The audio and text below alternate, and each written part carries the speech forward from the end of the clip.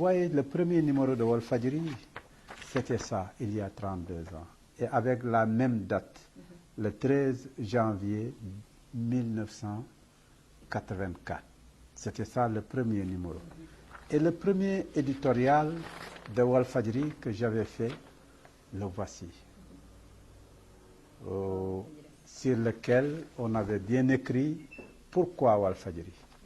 Et la réponse était que ce n'est pas un mot que nous avons choisi pour son élégance, mais c'est un mot d'ordre qui affirme une force prémonitoire de l'avènement d'une aurore après cette longue nuit de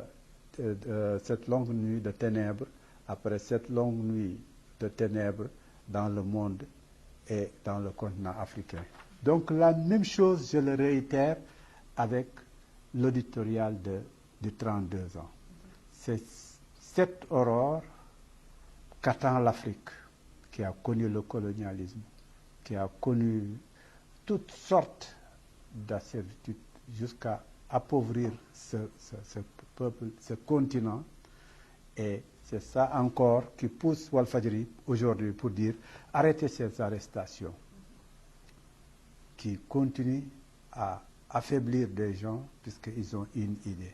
Arrêtez l'arrestation des adversaires politiques. Arrêtez ce discours qui tend à dire ne dites pas ce que vous pensez. Taisez-vous.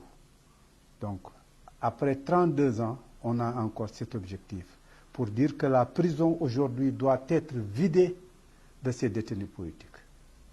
Pour dire que ce discours de taisez-vous doit s'arrêter pour jamais.